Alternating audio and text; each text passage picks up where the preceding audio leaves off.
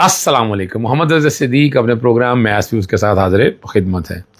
عمران خان کے متعلق کیس میں پنجاب حکومت یا باقی کچھ آپ سن چکے ہیں نا. ذرا سا اندر کی کہانی ذرا کیا ہے, یعنی چہرے بے نقاب ہو گئے ہیں, کوئی تھوڑی سی شرم اور حیا ہو, ذرا اس پہ گفتگو کریں گے.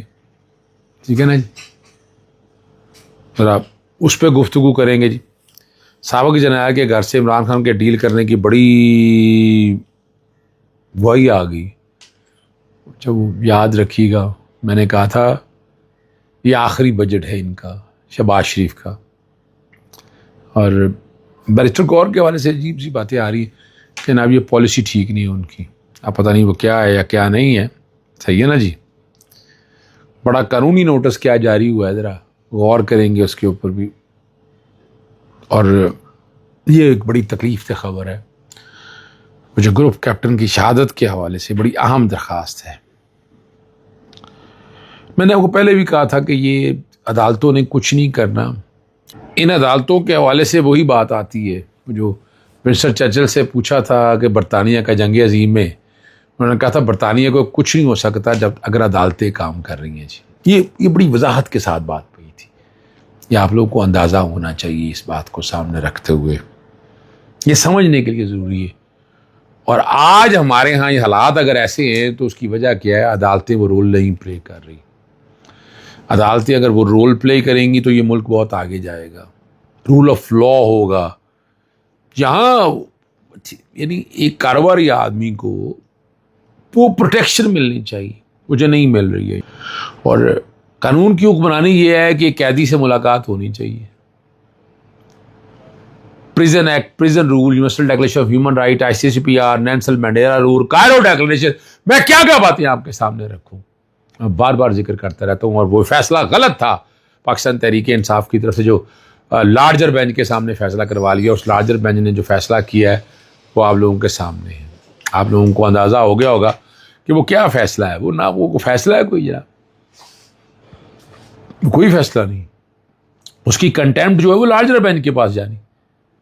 اور لارجر بینچ یعنی میں نے اس میں متفرق درخواستیں دی ہیں. میں بار بار رجسٹرار آفس کو کہہ رہا ہوں کہ جناب وہ لگا لے, میری بات سن لیں. میں بار بار ذکر کر رہا ہوں لیکن وہ لگا نہیں رہے. وہ بھی لارجر بینچ کے سامنے لگنی ہے جس پہ میرا اعتراض لگا ہوا. میں نے کہا بھائی میری تو ملاقات نہیں تھی, میں تو جوڈیشل کمیشن میں آنے کی بات کر, تو میں تو اور بہت سی باتیں ہیں ساری وضاحت کے ساتھ رکھ کے میں کرتا تھا آپ لوگوں سے.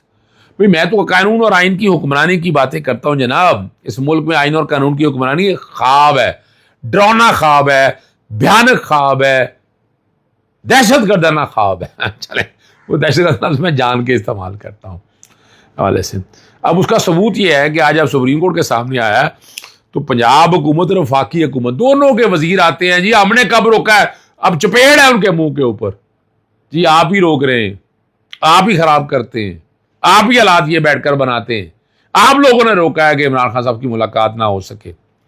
ٹھیک ہے نا جی. اور کمال کی بات ہے جواب جمع کرانے کے لیے کیا کہا کہ 4 ہفتے کا جواب ٹائم دیں, اور قابل سماعت ہونے پہ بھی اعتراض اٹھا دیا. آج بحث کر لیتے, آج ہی اس میں کیا عرض تھا.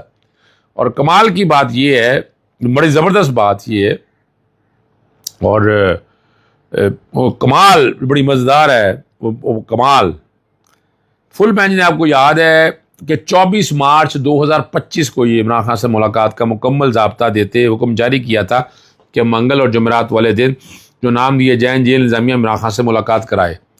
اس پر عمل تو آپ بتا دیں کسی ایک جگہ بھی عمل درآمد ہوا.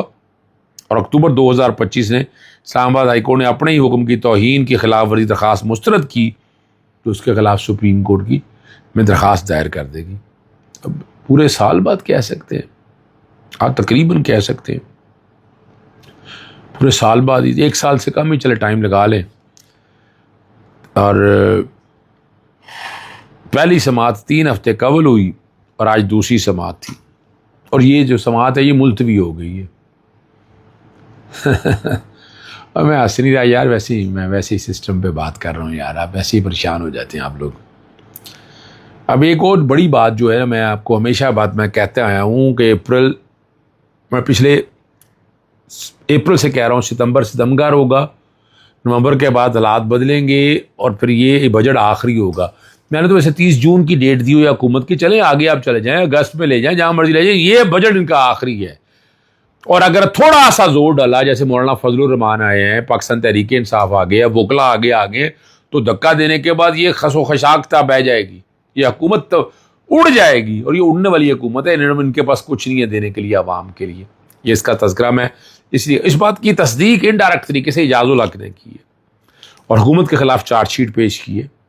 اور یہ بات صحیح ہے کہ ہر چیز آؤٹ سورس کر دی ہے، اور انہی کو لڑنے دو، انہی کو شہید ہونے دو، انہی کو جواب دینے دو، اور خود آرام سے خاموشی سے پیچھے بیٹھے ہوئے.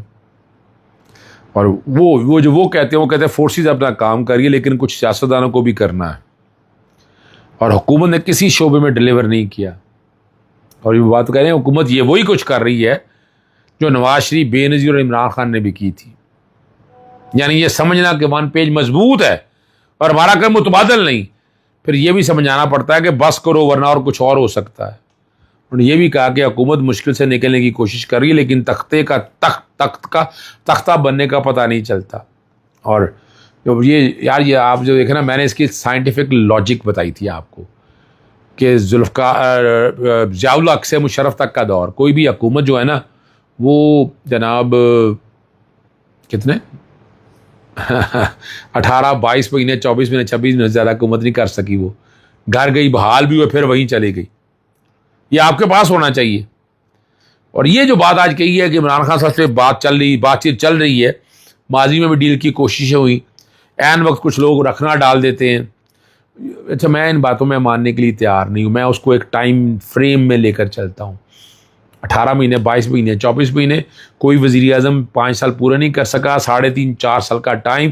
اور یہی ٹینیور اگر آپ پورے سسٹم میں فٹ کر کے دیکھیں، اندازہ ہو جائے تو ان کا وقت اب پورا ہو چکا ہے. انہوں نے جانا ہے، ایسا توڑ جانا ہے، دن رہ گئے نے تھوڑے. صحیح ہے نا جی، درمیانی راستہ نکالنا، یہ وہ ساری باتیں اپنی جگہ پر ہے.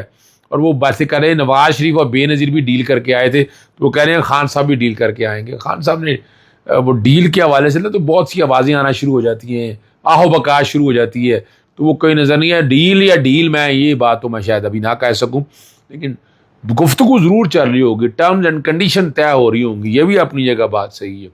لیکن عمران خان کمپرومائز کر کے آئے گا، نہ وہ نواز شریف ہے نہ وہ شہباز شریف ہے، یاد رکھنا ہے آپ نے. اب ججز تعیناتی پر جو ہے نا، اب جو کہ ٹائم آیا کھڑا ہے، نئے ججز کی تعیناتیاں ہو رہی ہیں. اور اسلام آباد high court, Sindh high court اور پنجاب ہائی کورٹ کے حوالے، اور ہائی کورٹ کے حوالے سے ایڈیشنل ججز کی. اور اختلاف یہ سامنے آ گیا. علی ظفر صاحب کہتے ہیں کمیٹی میں آنا چاہیے، اور بیرسٹر گوہر کہہ رہے ہیں کہ نہیں. اور علی ظفر نے تو کہا کہ شرکت نہ کرنے کو بدقسمتی قرار دی ہے. اور انہوں نے کہا جی کہ رات کو مجھے بیرسٹر گوہر نے جوڈیشل کمیشن اجلاس میں شرکت نہیں کرنی. میری ذاتی رائے ہے، میں کسی ادارے کا بائیک آؤٹ نہیں کرنا چاہتا.